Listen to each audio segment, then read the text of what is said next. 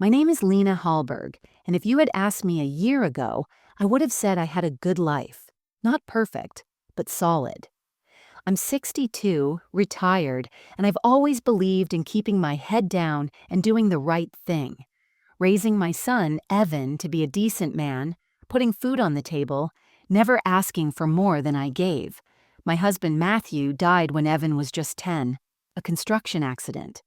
One moment we were planning our summer trip to Lake Conway, and the next I was sitting across from a man in a hard hat trying to explain how a steel beam came loose. Just like that, I was a widow with a mortgage, a 10-year-old boy, and no real roadmap. But I did what mothers do. I worked double shifts, packed lunches, helped with homework, and never missed a school recital, even if it meant dragging myself there in nurses' scrubs and swollen feet. Evan was my anchor. And for the longest time, I believed I was his. He grew into a kind, if somewhat soft-spoken man, always respectful, always considerate. I was proud of the way he treated others, the way he listened before he spoke. When he met Tessa during his second year of graduate school, he brought her over for dinner. She was beautiful. Long red hair, elegant posture, always dressed like she was going somewhere important. I remember thinking, she's the kind of woman who doesn't repeat outfits. She was polite but distant, not rude, just uninterested. I brushed it off. Not everyone warms up quickly. Besides, if Evan loved her, I wanted to love her too. Over time, things changed. Small things at first. Holidays got shorter, texts went unanswered. Conversations with Evan became surface level, like we were skipping over something bigger neither of us wanted to touch. I still made the effort. Sunday dinners, birthday cards, baby clothes sewn by hand. Evan would smile and say thank you. Tessa would nod without looking up from her phone. Then came the Sunday that broke the illusion. They'd invited me over for dinner. I was thrilled. I hadn't been over in a couple of weeks, and any chance to hold my new grandson, Theo, was gold to me. I spent the morning baking Evan's favorite banana bread, wrapping a little pair of blue booties I'd knitted, and choosing the earrings Matthew had given me the year before he died. When I arrived, Tessa greeted me with a forced smile. She was chopping vegetables. Evan was upstairs with the baby. I offered to help, and to my surprise, she handed me a peeler and some carrots. Maybe, I thought, things were turning a corner. We worked in silence. I commented on the baby's new swing in the living room. She didn't respond. I tried again, complimenting her on the backsplash tile. Still nothing. I finished peeling and passed the bowl to her. That's when she said it. Without looking at me, she muttered, "You're not the mother he loves anymore." My hand froze mid-air. I stared at her, unsure if I'd heard her right. She turned to look at me, as if daring me to challenge her. Her face was calm, her voice steady. She wasn't angry. She was declaring something. A quiet, final statement meant to draw a boundary. I waited for a laugh, a smirk, a sign she was joking. Nothing. I stood there holding an empty casserole dish, my stomach hollow. My eyes instinctively flicked toward the hallway, hoping Evan had heard it, hoping he'd come downstairs and say, "Mom, that's not true." But the only sound was the baby crying faintly in the distance. No footsteps, no rescue. I nodded once. No tears, no questions. I set the dish down, picked up my purse, and walked toward the door. "Dinner will be ready in 20 minutes, she called after me. I didn't look back. In that moment, I felt something inside me shift, a dull, deep crack. Not a break, not yet. But something had been severed. And I didn't know it yet, but that was the moment I started becoming invisible in my own son's life. And it was also the moment I decided silence was no longer my weakness. It would become my weapon. I didn't cry on the drive home. I didn't scream or call a friend or curse her name. I sat in my car, hands clenched around the steering wheel, my eyes fixed on the dashboard as if the clock ticking forward could make sense of what had just happened. "You're not the mother he loves anymore." Those words repeated in my mind like a chant, growing louder every time I tried to push them away. I told myself it didn't matter, that Tessa was just tired or overwhelmed, that maybe I misheard her. But deep down, I knew I hadn't. Her voice had been too calm, too sure, like she'd been rehearsing that line for weeks. When I got home, I didn't turn on the lights. I didn't eat dinner. I walked into the kitchen, placed my keys in the ceramic bowl Evan made in 4th grade, and just stood there. The house, once full of energy and conversation and the familiar chaos of motherhood, felt like a museum. Quiet, preserved, untouched. I walked into the living room and sat on the couch. I still had the gift bag with Theo's blue booties inside. I took them out, held them in my hands, and stared at the stitches. I had made them with love. Soft, careful, intentional. Just like everything I had ever done for that family. And now I was being edited out like a typo. The next morning, I didn't text Evan. I didn't ask him what had happened or why he didn't come to the kitchen. I didn't ask him to explain her words, because part of me was terrified of the answer, and another part of me already knew it. I moved through the week on autopilot, laundry, groceries, bills. I kept myself busy, because the silence in my home had started whispering things I didn't want to hear, that I had been replaced, that I had been tolerated, not cherished, that maybe Evan wasn't oblivious, maybe he was compliant. On Thursday, I baked another loaf of banana bread, not for them, for me. I lit a candle and ate a warm slice in complete stillness. I kept waiting for my phone to buzz, for Evan to call and say, "Mom, I'm sorry, she didn't mean it," or even just, "How are you?" But he didn't, and I didn't chase. I started noticing the little things, how he no longer sent me photos of Theo unless I asked, how every visit was scheduled and every conversation filtered. There was a new rhythm in their life, one that didn't include me. That Friday, I found myself standing in front of a photo on my hallway wall. It was of Evan, age 6, riding on Matthew's shoulders at the county fair. His smile was wide, his little arms thrown in the air with complete trust and joy. I used to believe that kind of bond could never be broken, that no wife, no conflict, no time could sever what Evan and I had. But standing there, I started to realize something. Sometimes bonds aren't broken. They're buried, covered in the slow dirt of neglect, convenience, and silence. And if you're not paying attention, one day you wake up and realize you're mourning someone who's still alive. The next time Tessa sent a group text about a baby photo album, I responded politely. Just a thumbs up emoji. When she asked if I could bring snacks for the next family gathering, I replied, "Of course." I didn't let my tone betray me. I didn't push. I didn't pull. I simply stepped back. But inside, I began to build something else. Not revenge. Not a plan. Not yet. What I started building was distance. Not the kind you measure in miles. The kind that protects your soul. I stopped trying to earn a seat at their table. I stopped waiting for Evan to remember who I was to him. I stopped making space for people who had decided there was no longer room for me in their version of family. That silence, the one I carried home with me from their kitchen, had become more than just the absence of words. It had become a choice. My choice. And though I hadn't said a thing out loud, my mind had already started whispering something back. This isn't over. After that dinner, the air around my life changed. It wasn't just what Tessa had said. It was everything that followed. The silence, the space, the unmistakable sense that I no longer belonged. I started to notice how the world had gotten quieter.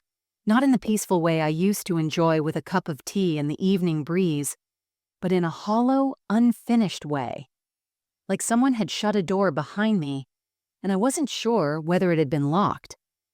Evan called once that week, just once. It was a short conversation, all logistics, something about when I could drop off a casserole dish I'd left behind. He didn't ask how I was feeling. He didn't mention the dinner or Tessa's words. He sounded like someone speaking to a neighbor, not his mother. I told myself maybe he was distracted. Maybe it was just a busy week. But that hope started to crumble a few days later when I dropped off a handmade quilt for Theo. Soft, warm sky blue with tiny embroidered animals. I left it on their porch with a note. For my little bear. Love, Grandma. 3 days passed. No call, no photo, no thank you. When I finally visited again for a brief lunch, I saw it. The quilt, still folded in the bag on a bench near the coat rack. Unopened, forgotten, or worse, ignored. That moment lingered. I drove home with tears stinging my eyes. It wasn't about the quilt. It was about what it represented.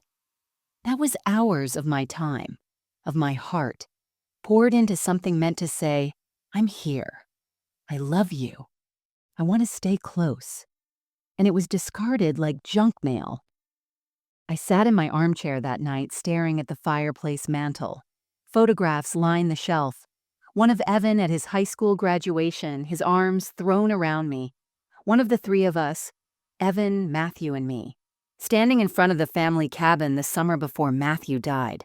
We looked so happy, so real.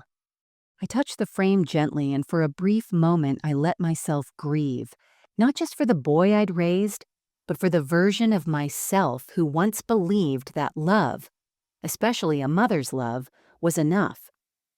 But there was more to that grief. It came with a slow, creeping realization that this house I'd made a home was now just a space filled with ghosts.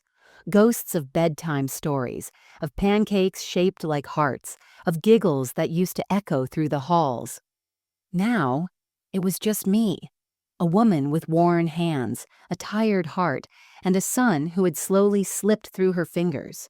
I started avoiding the rooms with the strongest memories, the hallway where I used to tape Evan's spelling tests, the kitchen table where he first told me he'd been accepted to graduate school. Even my bedroom felt different. Too big, too quiet, too full of questions I couldn't answer.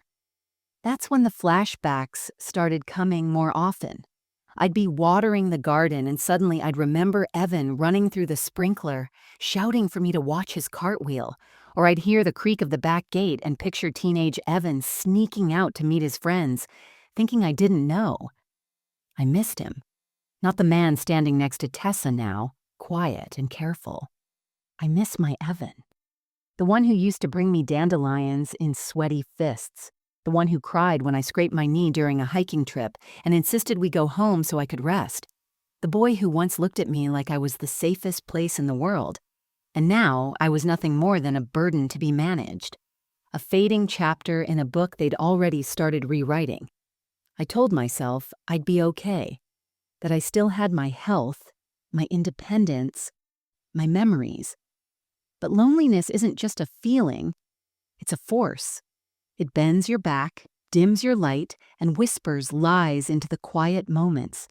But something else lived in that quiet too. Not bitterness. Not yet. Something quieter. Something more patient. A steady hum beneath the grief. It wasn't revenge. Not at that point. But it was awareness. A shifting of the heart. A knowing that something was very wrong. And that if I didn't do something soon, I would disappear entirely. And that was the first time I thought about the will. It started with a phone call that didn't go through. I had been trying to reach Evan for a few days. Nothing urgent, just a check-in. I left a voicemail saying I missed them and that I'd love to drop off some baby books I'd found in the attic, the same ones I used to read to him when he was Theo's age. Books filled with lullabies, bedtime rhymes, little notes I'd scribbled in the margins like, he giggled at the moon on this page or fell asleep before I finished the last line. But the call didn't go through. I tried again, then sent a message. Nothing. Then one morning, while standing in the checkout line at the grocery store, I saw her. Tessa. She didn't see me. She was laughing with another woman I didn't recognize. Her tone was light, almost musical, and I caught only one line as they passed. She still thinks she matters. Evan's just playing nice so we don't lose the cabin. The words hit like a slap. I froze. My heart pounded so loudly I could hear it in my ears. I didn't move. I didn't speak. I watched her walk past the automatic doors, light as air, while I stood there with my carton of eggs trembling in my hands. The cabin, our cabin, the small cedarwood home up north that Matthew and I had built before Evan was born. Every beam, every nail, every window box painted with our hands. That place was never just property. It was family. It was the heart of every summer we had together. I rushed home and pulled out the old fireproof box that held all our legal documents, birth certificates, tax returns, my will, and the original deed to the cabin. I remembered when we signed it. Both our names were on it, mine and Matthew's. When he died, everything passed to me. Evan had no legal ownership yet, at least not as far as I remembered, but something inside me didn't feel right. I needed clarity, not just comfort. So I called Charles, Matthew's cousin and our longtime attorney. He'd always been kind to me, respectful, even after Matthew passed. I asked him to pull up any recent property filings involving the cabin. When he called me back, his voice was hesitant. "There was a filing 2 months ago," he said. "A motion to add Evan's name to the title. It's pending." They used an outdated copy of the deed and submitted it through a different notary. If it weren't for a few red flags, it might have gone through without anyone noticing. I sat there in silence, trying to steady my breathing. Charles continued. "Lena, did you authorize that? Did you sign anything recently?" "No," I whispered. "I didn't sign anything. No one even asked me." He paused. "Then this is serious. They're trying to transfer ownership of your property without your consent." I hung up the phone and stared out the window. The trees swayed softly in the wind, completely indifferent to my unraveling. That night, I searched back through my messages with Evan. I hadn't noticed it before, but now patterns started to emerge. Carefully worded texts, subtle pressure to update financial information, Tessa offering to help organize my files, Evan asking if I had thought about downsizing. Each moment had seemed innocent on its own, but together, it told a very different story. They weren't waiting for me to fade away, they were preparing for it, and I wasn't just being pushed out emotionally anymore. They were trying to erase me legally. Something else clicked then. The way Evan had stopped asking questions, the way he always deferred to Tessa, even when I was in the room. He had grown quieter, smaller, like a man slowly retreating behind his wife's shadow. But now I wasn't grieving.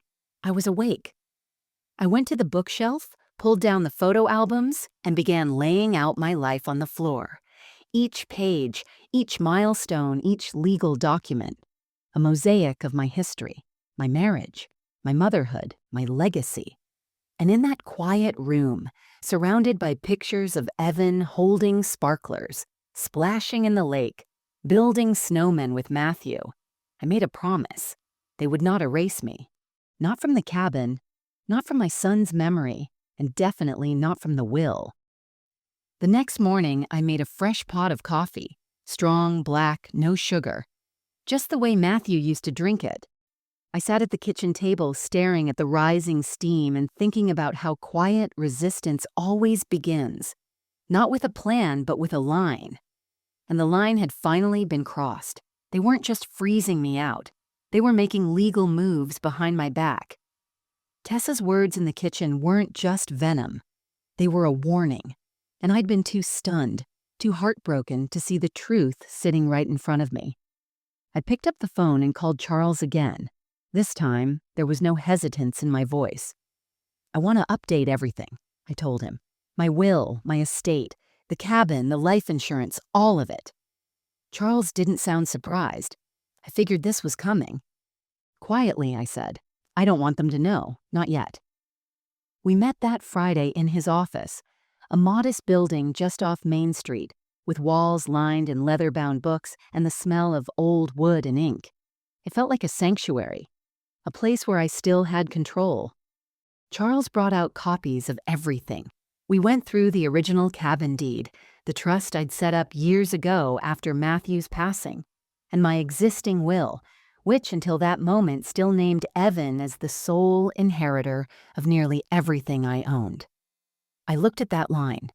To my son, Evan Halberg. I leave my property, assets, and personal belongings. And I felt a quiet anger settle in my chest.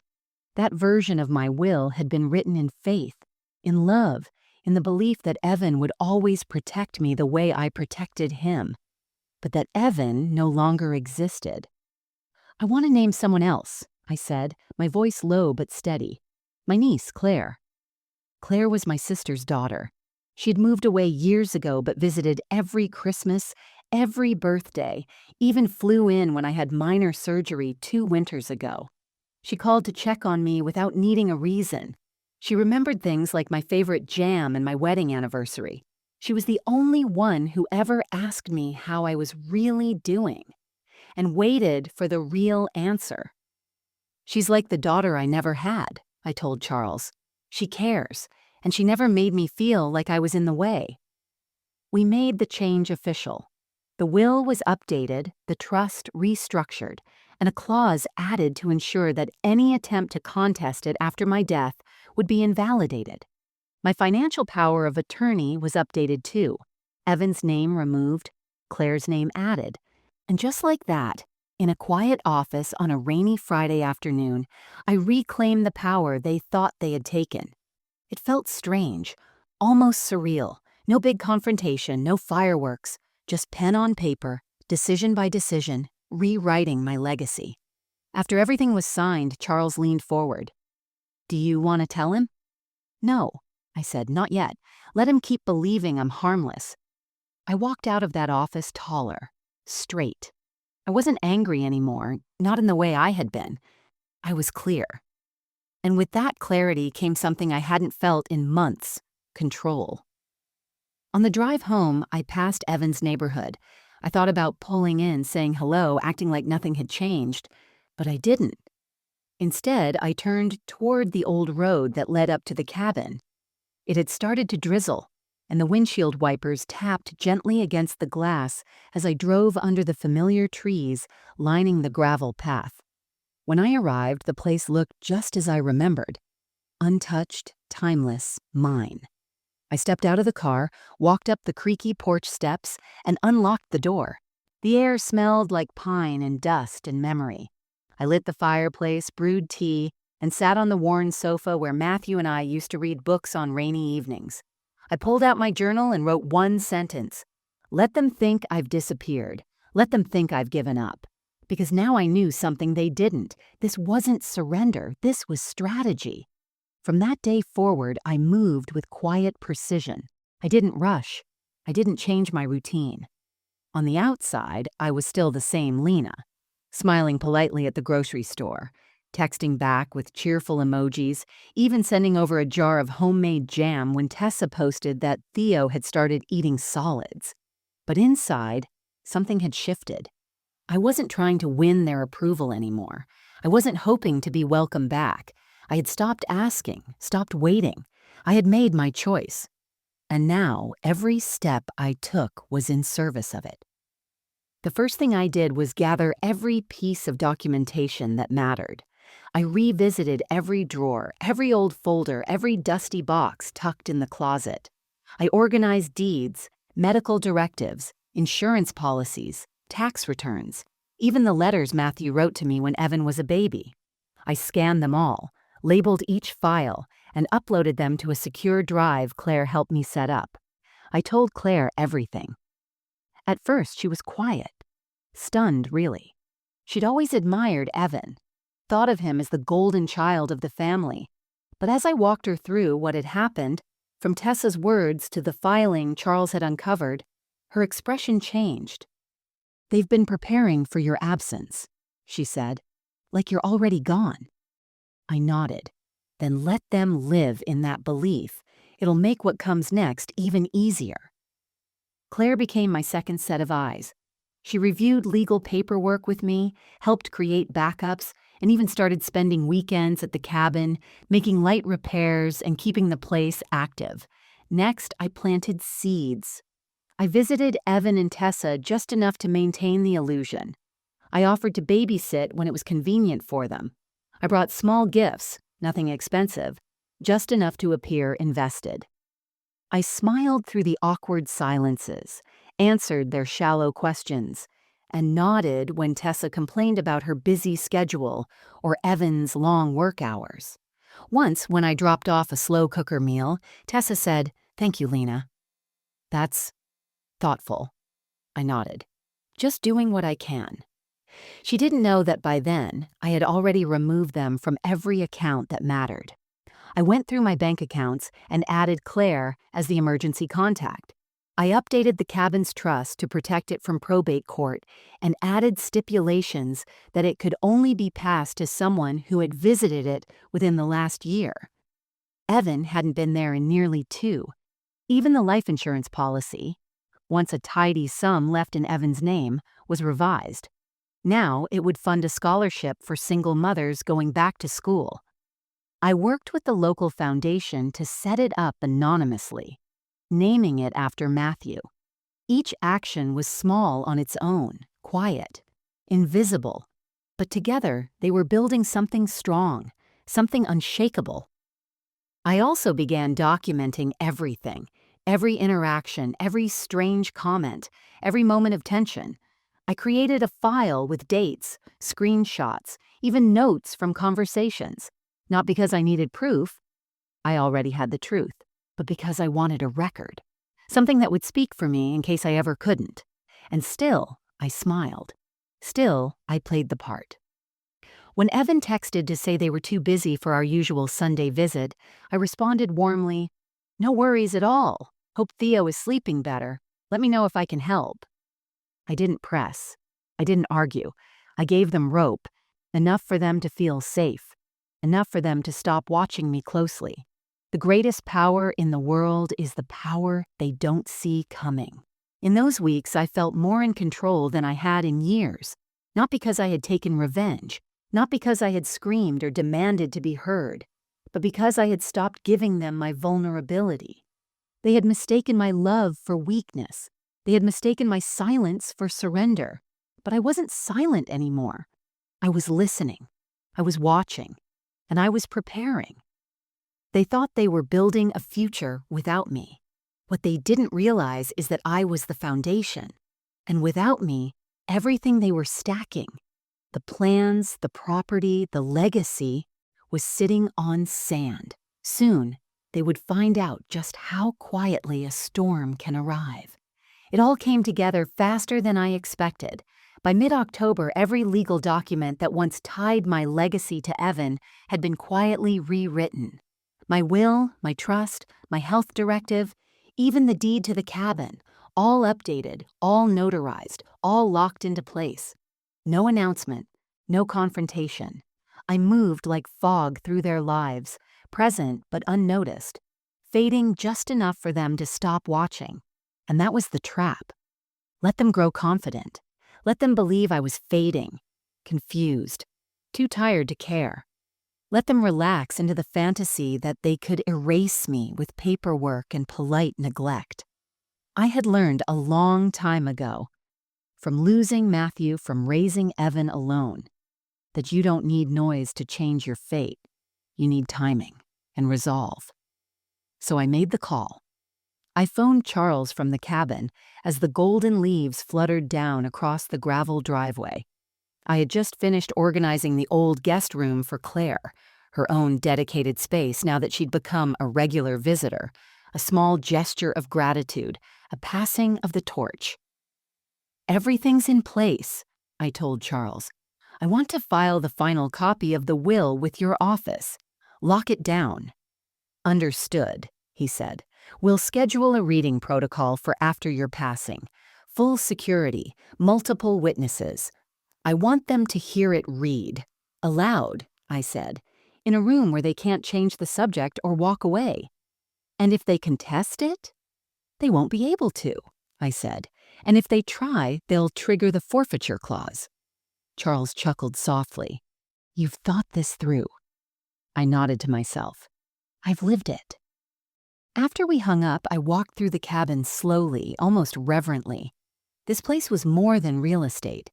It was where I became a mother, where Matthew taught Evan how to skip rocks, where I spent every summer scraping together joy from simple things, Bonfires, board games, soft music from the old radio. This home was sacred. I sat on the porch and watched a squirrel dart through the leaves, a pine cone in its mouth. Everything in nature prepares. Even the smallest creature knows when winter is coming. Back in town, I carried out the final part of the trap. I invited Evan and Tessa to lunch. A quiet catch-up. Nothing fancy. I suggested we meet at the house I still owned in town, the one Matthew and I bought right after Evan was born. They hadn't visited it in over a year.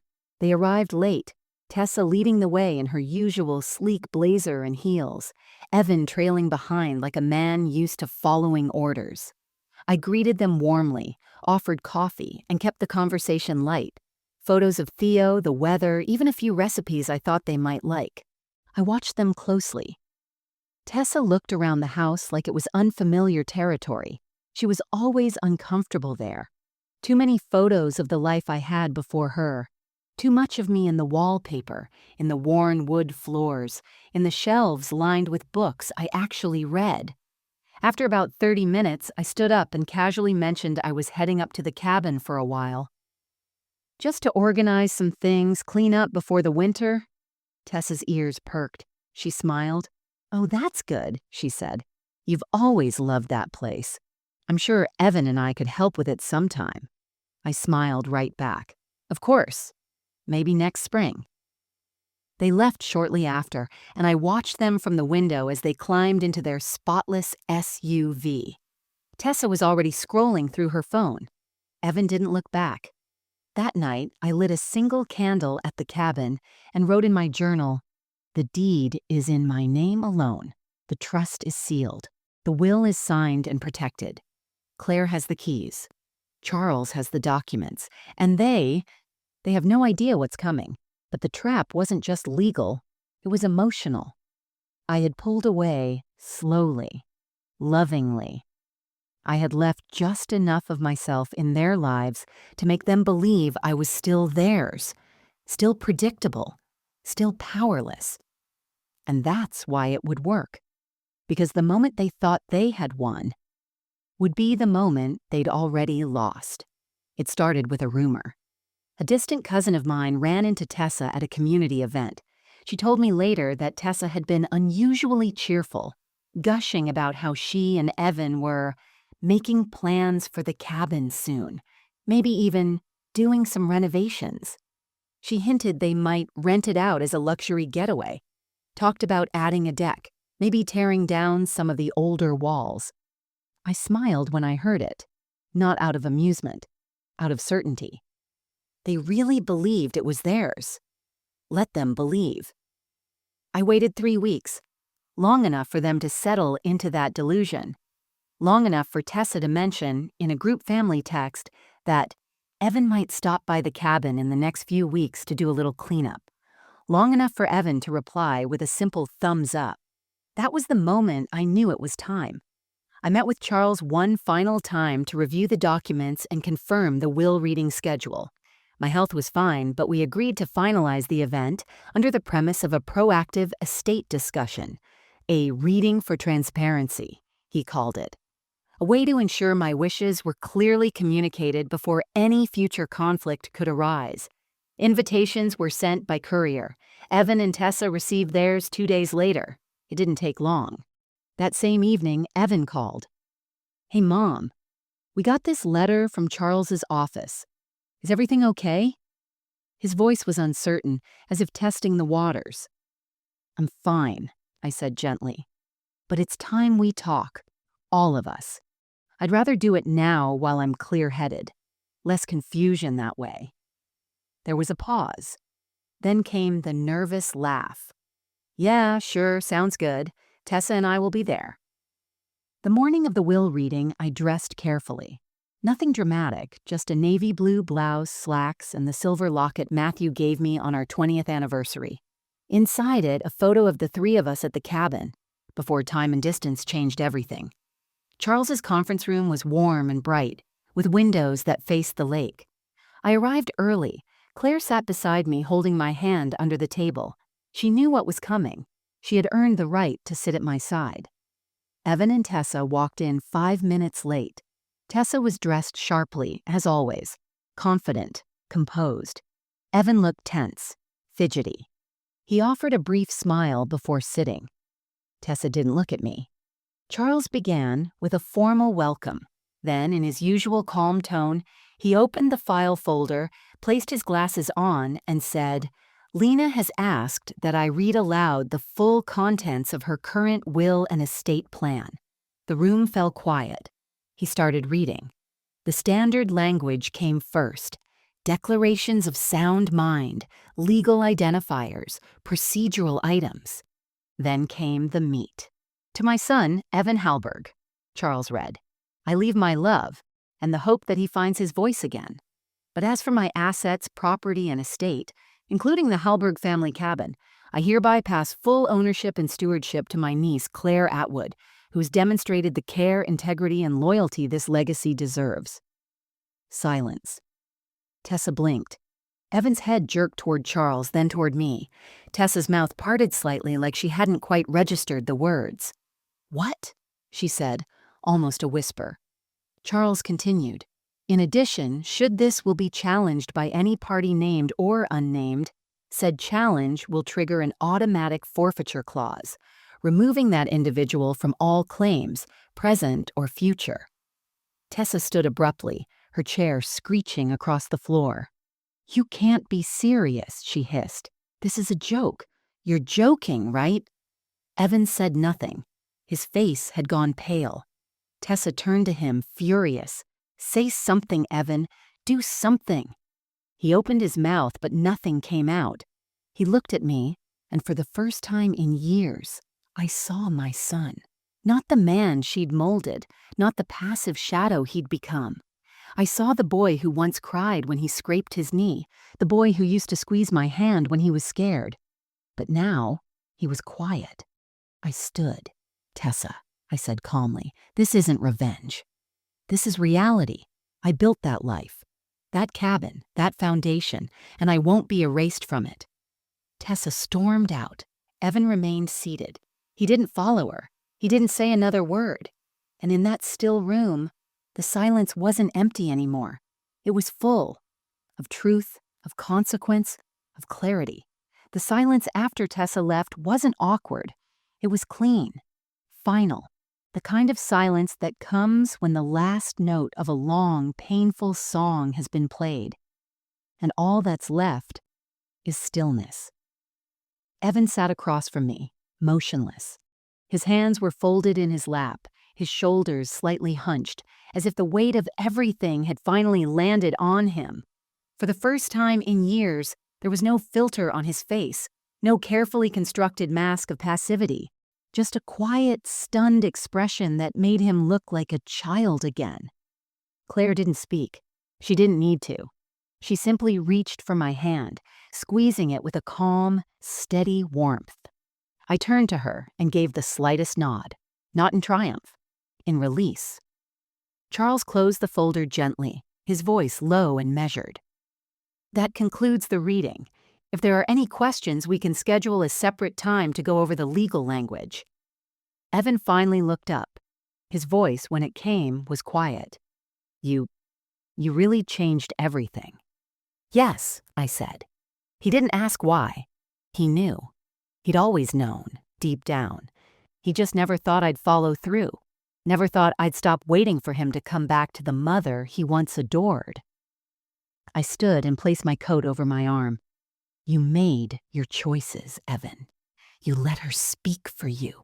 You let her treat me like I was nothing. And you said nothing." He opened his mouth to defend himself, but no words came. I watched the struggle in his eyes, the urge to apologize, to explain, to rewind time, but he couldn't, because explanations weren't enough anymore. Silence had been his answer for too long. Claire and I walked out together. She held the door for me, and I stepped into the afternoon sunlight. It was cool and crisp, the kind of late autumn day where the air carries both the bite of winter and the quiet farewell of fall. As we got into the car, I looked back toward the building. Evan stood in the window, watching us. He didn't wave. He didn't move. He just stood there, A man on the outside of something he once thought was his by default. But legacy isn't a given. It's earned. We drove in silence for a while. Claire put on soft music and I leaned my head against the window. The passing trees looked like they were bowing goodbye. That evening, we returned to the cabin. Claire built a fire while I made a pot of stew. It was quiet, but the kind of quiet I'd missed. Peaceful, grounding. We ate on the front porch, wrapped in thick shawls, watching the smoke curl into the sky. "I hope you're okay," Claire said gently. "I'm better than okay," I replied. "I'm whole." That night, I went into the guest room and opened a box I hadn't touched in years. Inside were old letters from Matthew, baby clothes from Evan's first year, and a small faded card Evan had made in 3rd grade that read, "You're the best mom ever. I love you always." I held the card in my hands and smiled, not bitterly, not sadly, just with the kind of love that doesn't disappear even when the person it was given to forgets how to return it. I placed the card back in the box and closed it carefully. Later, I stood on the porch, the wind picking up around me, rustling through the pine trees. The cabin glowed from within, alive again. Not with noise or guests or chaos, but with intention, with presence, with peace. I didn't win by taking something from them. I won by protecting what was mine, by refusing to vanish quietly into someone else's story, by reclaiming my name, my voice, my place. And while Evan might one day come knocking, older, regretful, softened by time, I knew now that I would open the door, not as the mother begging to be seen, but as the woman who remembered her worth. It had been a week since the will reading. No calls, no texts, no surprise visits. The silence wasn't a punishment anymore. It was a boundary. And for the first time in years, it didn't feel lonely. It felt earned. I spent those quiet days at the cabin, letting the rhythms of the woods guide me. Morning tea on the porch, walks by the lake, journaling beside the fire, the life I once dreamed of living after retirement, simple, slow, meaningful, was unfolding around me like a second chance I never thought I'd get. Claire stayed a few more days before heading back to the city. She had work, a life of her own, but promised to return often. Before she left, she paused at the door with her overnight bag in hand. "Aunt Lena," she said softly, "I want you to know, you didn't just save your legacy, you reminded me what it means to live with dignity." I hugged her tightly. She didn't rush the embrace. After she drove away, I stood on the porch, the wind brushing against my face, and breathed in the pine-scented air.